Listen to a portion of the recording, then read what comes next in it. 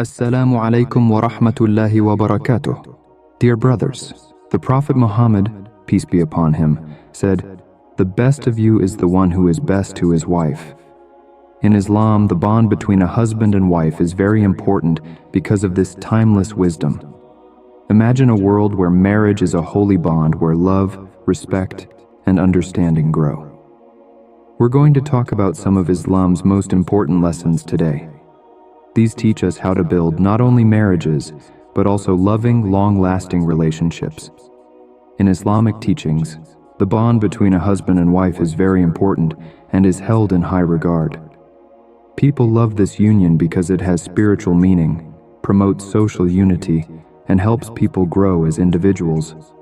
Marriage is more than just a contract in Islam.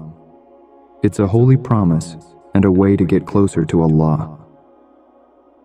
We will learn about the beauty and depth of the husband-wife relationship in Islam as we go on this trip. We'll look at the Quran and Hadith for pearls of knowledge about the rights and duties of both partners.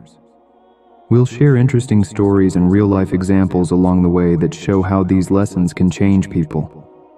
Now, let's look more closely at how the Islamic faith sees the marriage between a husband and wife. To fully understand how important marriage is in Islam, you need to know what it means. Marriage isn't just a social bond in Islam, it's a holy promise.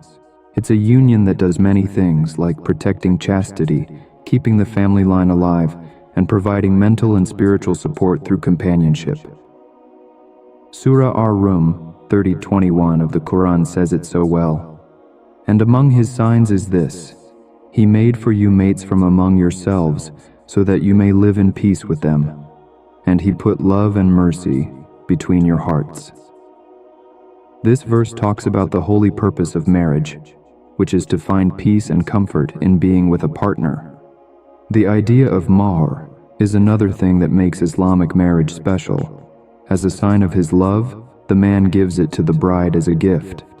This financial arrangement not only shows how responsible the husband is, but it also protects the wife's financial freedom and sense of self-worth.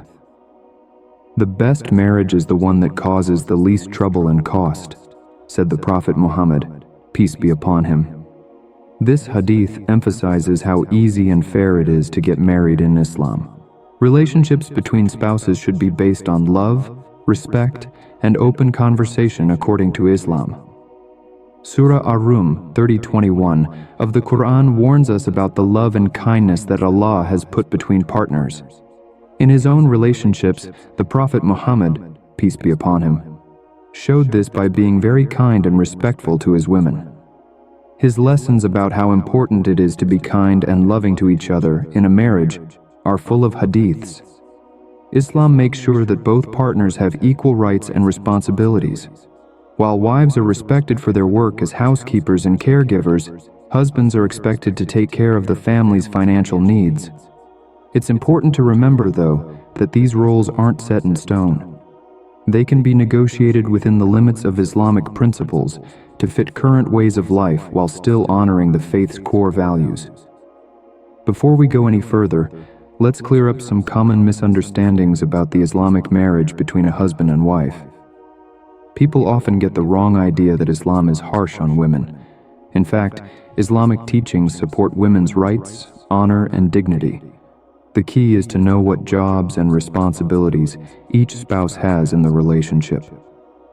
Now that we have a better idea of how Islam views the marriage between a husband and wife, let's look at some real-life examples of great marriages that were shaped by these lessons.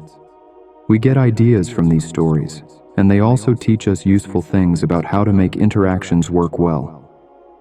Prophet Muhammad, peace be upon him, and his first wife, Khadijah, may Allah be happy with her, had a devoted and helpful marriage that is known throughout Islamic history. They had a strong bond because they trusted, respected, and believed in the same things. In the early years of Islam, Khadijah's unwavering support was very important to the Prophet's goal. Their story shows how important it is to help each other, especially when things are hard. The second Caliph of Islam, Umar ibn al-Khattab, was known for being a strong leader. His marriage to Kulthum, may Allah be pleased with her, shows how beautiful it is when two people respect and understand each other. Even though Umar was very strong, he always asked his wife for advice. This showed that he was humble and valued her opinion. This story shows what it means for two people in a marriage to talk to each other. Now let's look at an example from the present.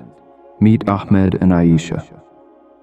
They are Muslim and have been married for more than 10 years. Their relationship shows how the rules of Islamic marriage last a lifetime. Talking to each other, forgiving each other, and sharing spiritual beliefs are important to them. The story of Ahmed and Aisha shows us that Islam's lessons don't fit into a certain time period. They can still help us form strong bonds today. You can see how these stories fit with what Muslims teach when you think about them.